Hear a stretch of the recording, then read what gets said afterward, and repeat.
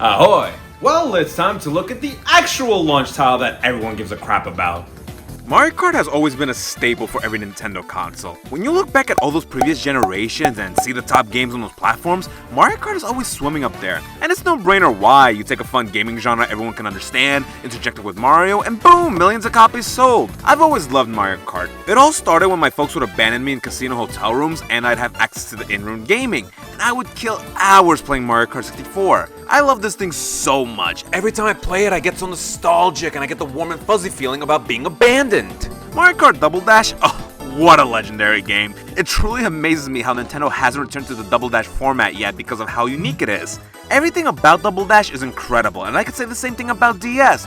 DS was also an incredible title. It had, in my opinion, the best battle mode, it had incredible tracks, and it had the mission mode that featured boss battles. That's sick. Mario Kart Wii was another one that's near and dear to my heart. I was a sucker for the Wii Wheel at the time, and I still think Wii had some of the best tracks in the series. When it comes to other Mario Karts like the OG and SC, I never really played them growing up, so I don't have that same fondness for them. But I still played them in later years just to experience them and see what they are about, and I can appreciate what they were. Mario Kart 7 and 8 I never played because I skipped out on the 3DS and Wii U era. I did eventually get a 3DS this year and am currently working through 3D Land and Smash 3DS. And Mario Kart 7 is my next stop, I promise. And with 8, I did also only get a Wii U this year too, but Mario Kart 8 got the deluxe treatment on the Switch and it was the first game I owned on the platform and I played it a bunch. But it never hooked me like others did. I mostly attribute it to the fact that there weren't any unlockables to work towards, which kinda took away my motivation to keep playing the game. But I don't want to take anything away from Mario Kart 8, it's still awesome and the fact that it got loaded DLC in the last few years is incredible. And now we arrive at the Nintendo Switch 2's Mario Kart World. Usually Mario Kart is something that everyone looks forward to. Yet tragically, this time, it felt like the hype just wasn't there for it. And of course, it's because of how seismic the elephant in the room was. $80 is insane, and what makes it worse is that not only did you have to pay a lot of money for the game itself, but also you had to drop hundreds of dollars on a brand new console, and it was all for Mario Kart. The game unfortunately is being treated like a poster boy for Nintendo ripping us off, and it's a shame because Mario Kart World is probably gonna be amazing. If anything, I'm confident it will be, but I can't shake this feeling that no matter how much I enjoy things about it, in the back of my mind I'm just gonna see this number floating around my peripheral and wondering if it's worth it. And here's the thing, it's not going to be. They can call this a AAA game as much as they want. It's a fucking kart racer. I will never stand by this thing's price tag, which is why throughout the video, after I compliment something that's great about the game, I'm also gonna remind myself that it's not worth $80. So when starting to talk about Mario Kart World, I feel like I should start off by talking about the roster. Jesus Christ! The number of selectable characters is gigantic, and usually selectable characters fall into a tier list that goes like this. You have the obvious household names like Mario, Luigi, Peach, Yoshi, DK, Wario, Bowser, etc. You then have the supporting cast that is usually dependable to appear in these Mario spin-offs like Toad, Birdo, Koopa Goomba, etc. And then you have the occasional oddball sneak-ins like how Chain Chomp was in Mario Tennis Aces or Ninja in Mario Golf Super Rush. Well, here in Mario Kart World, those oddballs flood the roster as we have inclusions like a crab, those things that flipped you in Peach Beach from Double Dash, a bee, a fish, a dead fish, a snowman, a penguin, a dolphin, and even a fucking cow! They really out here putting every conceivable thing to exist in Mario in this game.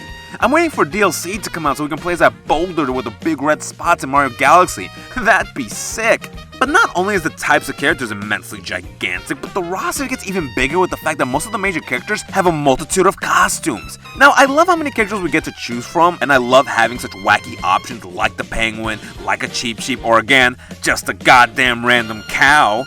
And I really enjoy that all the main characters have costumes to choose from as there are a lot of sick ones. Toad's Burger Bud, Soft Serve Toadette, Aristocrat King Boo, Bee Wario, Vampire Waluigi, Rosalina in this dress. It's all amazing! Still not worth $80. I will say though, my only issue with the roster is the character select screen layout. Every costume takes up a character slot like it's its own character, which makes it just a lot to scroll through. I don't see why they couldn't just have you pick Yoshi and then have it lay out all of Yoshi's skins you unlocked like how Mario Kart 8 Deluxe did with its certain characters. I feel like that would have been more practical. But anyway, we pick our silly character, we select our go-kart, and it's on to the gameplay. So Mario Kart World is more Mario Kart, go figure. You race against 24 other racers to get to the finish line, and you use whatever dastardly tricks you can to do it. And those tricks are dastardly. Many of those tricks come in the shape of the items that we get. A lot of classics: green shell, red shell, bananas, mushrooms, gold mushrooms, power star, bombs, lightning, theft, a bullet belt, bloopers, and of course, it.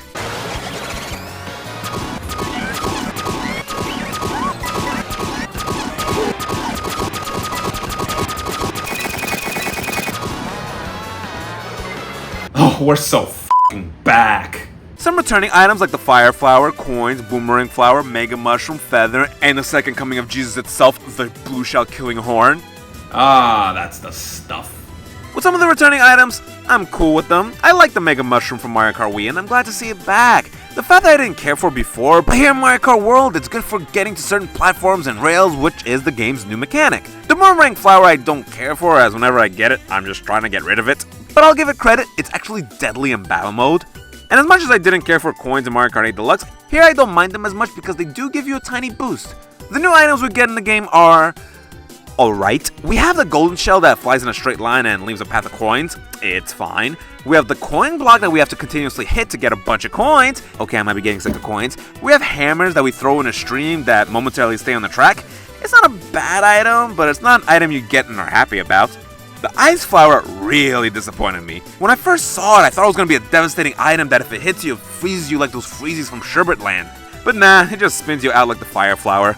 It's the exact same thing. It's the exact same thing. And lastly, you have Chemical randomly transform you and other racers into other characters. This is the method of how you unlock certain characters, and I'm personally not a fan of RNG-based unlockables. The new items are fine, but none of them make an impact where you want this thing to stick around in future Mario Karts, like with how the horn was. Like, if I never see the hammer, ice flower, or coin block again, I'm okay with it. But if they ever take the horn out of a future Mario Kart, I'm gonna stop drinking so that I can start drinking again. Oh, we do also have another item that we don't get in item boxes, but instead these little snack packs. When you hit them, you get food that acts like a mushroom, but its real purpose is that it unlocks character costumes. So yeah, to unlock some characters you need RNG, others you unlock by completing the Grand Prix. To unlock costumes you need to use certain characters and get a certain snack pack on certain tracks, and to unlock vehicles you just need to collect coins. It's not a great method of unlocking things, which was the fun of past Mario Karts, but it's better than Mario Kart 8 Deluxe just giving you everything right off the top. So the only real change they made to the actual driving in Mario Kart is the fact that we can now grind on rails, and that's pretty rad. Though nothing new. Look, I can do it in Mario Kart Wii. We can also apparently wall jump, but I haven't figured out how to do it. We don't go underwater anymore, but instead our vehicle turns into jet skis and we race on top of the water like it's Wave Rally. But the big shtick with Mario Kart World is how all the tracks are part of this giant island, and that the Grand Prix often have you drive from track to track as part of the Prix. I'm not a fan of this. I would like to first say that I do see what they were going for, and it is a cool gimmick for them to try out. I just hope they don't do it again. With the Grand Prix, after the first race, the rest of the 3 races is you just transitioning through the stages, and the in-betweens are often very generic looking. Like, Mario Kart World has a lot of amazing racetracks, but I never feel like they truly get to shine because of how you spend most of the race leaving the previous track, driving in some bland highway, and then you reach the actual new racetrack at the end of the second lap. Like, the track says it's called Shy Guy Bazaar, but you only get to the actual bazaar when the race is like 60% of the way through. My problem with that it never feels like you get to experience the tracks. I finished all the Grand Prix, but I didn't feel like I actually got to experience a wide array of courses. It was only once I switched to versus race mode and just reenacted the Grand Prix where I raced in each Cup's 4 tracks by themselves without the Drive 2 part that I really got to experience the courses and appreciate the tracks. I'm gonna go into them in just a minute, but I do still want to throw some praise towards this connected world shtick. When picking your track in versus mode, you can also choose if you want to race in that course alone, or have a race where you go from that track to one of its neighboring tracks. And here's the thing, this does increase the number of courses the game has. While it still has a lot of simple highway driving, there are a few gems in the form of great places to drive sprinkled in here, like this ice cave, these spooky wooden docks, the giant sand hole. I'm not saying these connected tracks are bad. I'm just saying I would like a version of Grand Prix where I could just have all the tracks be normal, and screw it, also have an option in the Grand Prix to have it be like the way the game has them, called World Prix or something. World has another game mode called Knockout Tour where it's one large race that takes you across 6 courses, and with every lap you have to finish within a certain place, or you'll be eliminated. It's a really good mode, really fun, and it's where I think this connected world shtick really shines, as we drive through a long road that has us pass through a bunch of courses in the game. Still not worth $80. But now let's talk about the actual courses. The first track from the Mushroom Cup is Mario Bros. Circuit. It's a solid basic course, not a fan of the canyon desert aesthetic. I just always prefer Mario Circuit having a, well, Mario Circuit aesthetic. Crown City! I love city tracks in Mario Kart, but Crown City is not one of the most visually encapsulating though in the series. But it has new paths with every lap, which does keep it interesting. Whistletop Summit! I like the desert train vibe, it's kinda like a spiritual sequel to a Mario Kart 64 track, but it just feels like Mario Bros. Circuit again, but with a train. DK Spaceport, awesome instant classic. A delightful track themed after the classic DK arcade game. It's just one straight path that has you heading up a structure, dodging giant barrels being thrown at you by a gigantic robotic ape. One of the best in the game.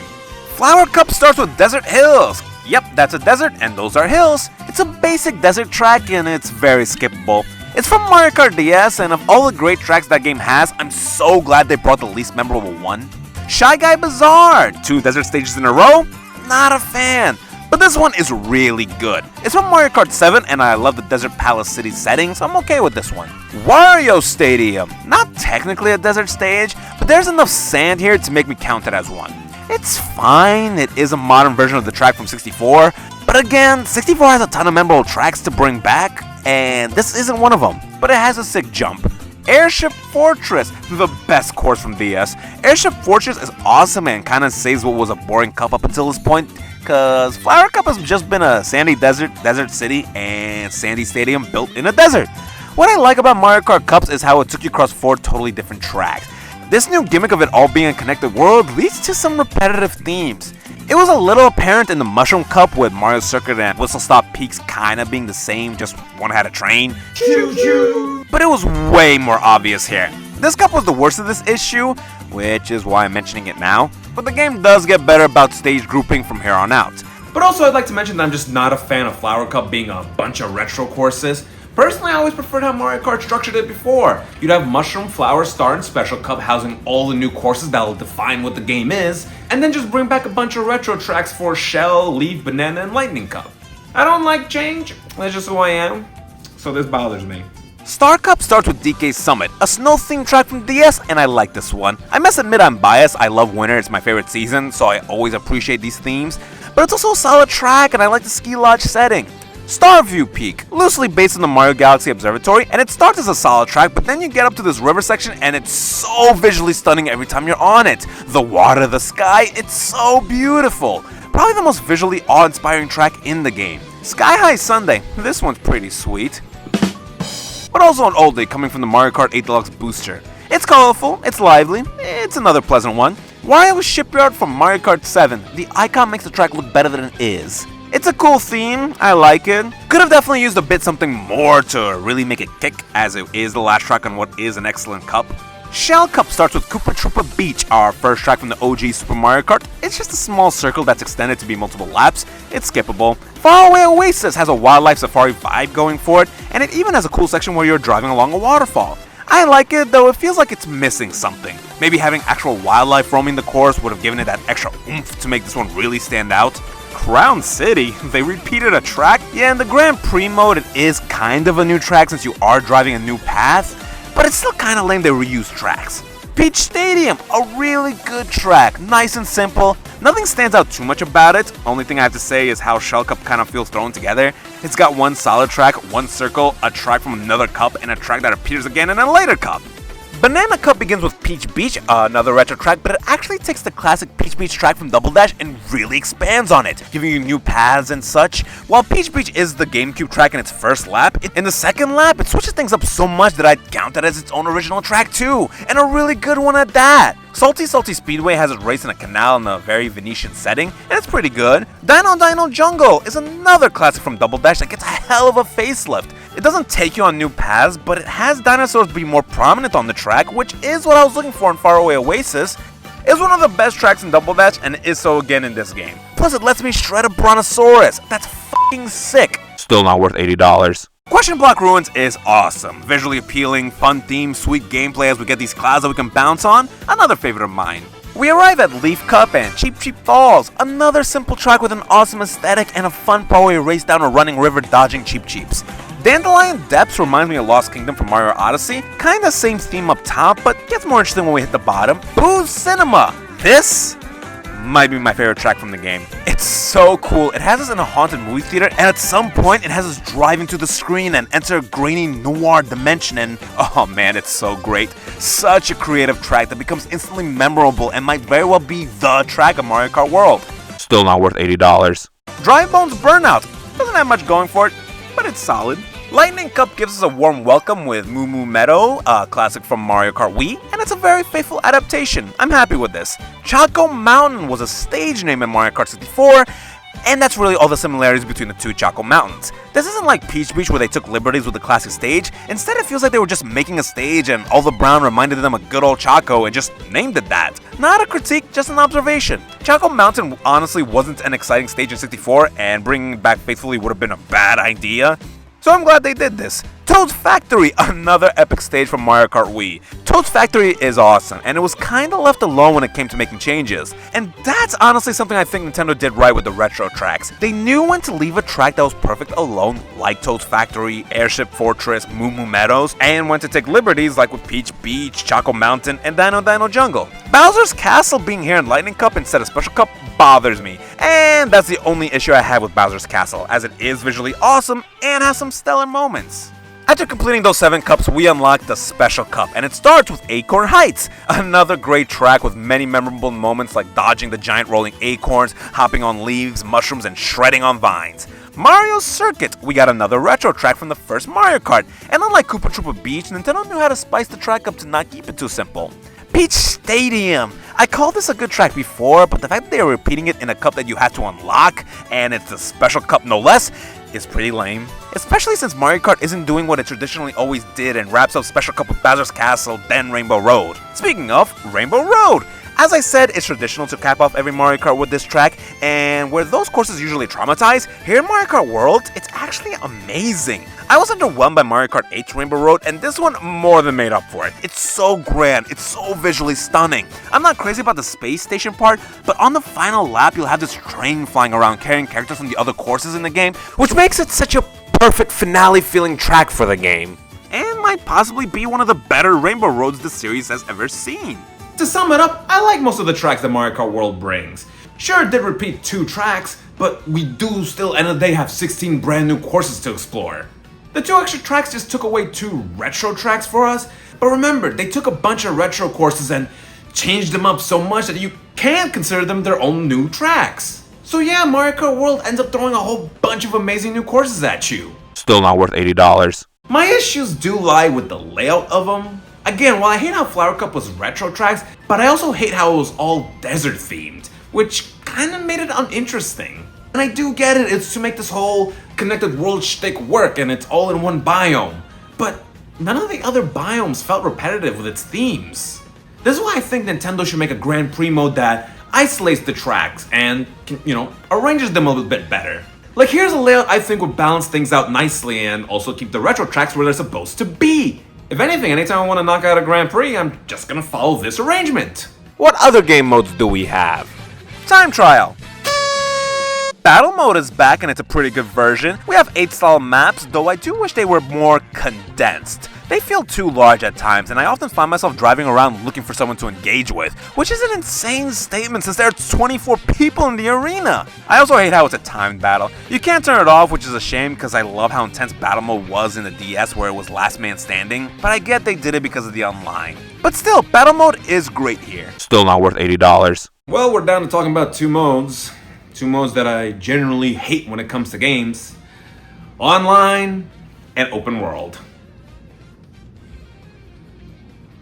Let's start with online. So I'm just gonna go ahead and say it. I love the online in Mario Kart World. It's just so much fun and so chaotic. It's a sensational gaming experience. You know how with single player Mario Kart you'll have maybe 2 CPUs that are actively competing with you and then the rest are just bottom dwellers to fill out the bad? Well, Mario Kart Online, you are actively competing with 23 other players and it's so intense, it's so tight, and there's so much shit everywhere. When you get hit by something, it's actively devastating as you'll watch 20 people just blast past you. But then you'll get an item that immediately brings you back. I was shocked by how locked in I was. I only wanted to knock out a few matches, but no, I've had many afternoons filled with knocking out online races. It's so hard to win one of these too, by the way. Many times I'm so close, but then the crushing reality of life kicks in. But then, when it finally happened and I got my first win, my first place, it was an awesome feeling. I reacted more to winning that than the Thunder did. It's a high I'll be chasing for the rest of my life. Thing is, I don't know what it is about Mario Kart World Online that hooked me when 8 Deluxes didn't, but regardless, Mario Kart World Online is incredible and probably my favorite online gaming experience ever. Still not worth $80. Now, the online consensus regarding the multiplayer was really good, until they made an update. To sum it up, when you're picking out a track online, it gives you 4 options, and 3 of them are these transitional stages, you know, the ones that have you drive from one course to another. The 4th option was a randomizer, where it'll throw you a random, normal track, and people generally pick that because they prefer those. The transitional stages aren't really all that popular with people, which for me was a relief. I didn't like them, and after doing the Dark Ages, I'm so glad to have an opinion that lines up with the rest of the world. But you see, then Nintendo did an update where that randomizer can now also include transitional tracks, and to get an isolated track is very rare. I hate that they did that. It was a bad decision by Nintendo, but I really think they will undo it soon. Oh well, I can't avoid it any longer. Let's talk about the open world. I hate it. Okay, well, it's not really an open world, but instead it's a free roam of the island. And listen, I'll say this, it is really impressive that they made this all one gigantic connected island. And I don't think it's an awful idea for them to have this free roam in the game. It's just that Nintendo talked a lot about this open world mode leading up to the Switch 2 release and that we can explore it, but in reality, the open world is a whole bunch of nothing. You're just driving around looking for coins and P-switches to knock out quick missions. These missions are kinda like the ones from DS, but the fact that the game has you driving around to look for them is so fucking lame. At least the DS had boss battles. What do you get for completing these? Oh, a sticker! A goddamn sticker! It's actively a waste of time. But I will not completely say it doesn't have its use. It's actually a really great farming tool. I've heard some people online follow these trucks that drop coins and just spend a lot of time getting a lot of coins to unlock all the vehicles. But a better thing you can do is you can unlock all costumes. It's legit so easy. Just find one of these snack packs, use it to unlock the costume for whichever character you're using, switch characters, and do it again. And once you unlock all the costumes in the region for each character, go to the next and do it again. After unlocking all the costumes for the characters, I am never touching free roam again. It's a waste of time. I tried to actively engage with it for 10 minutes and look for P-switches and coins, and it's such a slog. If the game in an update adds bosses like the one from the DS, I might give it another shot. I'm stressing the word might. But I will say this, it is adorable watching the creatures of the Mario world living their life. Something about seeing all these toads inside this tour bus just makes me smile. But besides that, yeah, the free roam. And that's Mario Kart World!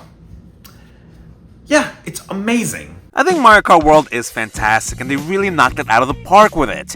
While the open world is actively bad and the Grand Prix isn't my cup of tea, but the tracks individually are incredible and the game does have a lot of options when it comes to altering its courses. The battle mode is pretty good and the online is peak gaming. I do think Mario Kart World is amongst the best Mario Karts that we've ever had, and is more than enough to keep me entertained until the next thing I want to play on the Switch 2 comes out. It has its issues, but honestly no other Mario Kart's really all that perfect. Maybe except DS. But I do really like this one, and I'm excited to see what overpriced DLC we have coming our way. New characters, if that's even possible, new costumes, new tracks, and I really hope they do what they did with Mario Kart 8 Deluxe and just double the size of the courses with a booster pack. Still not worth $80.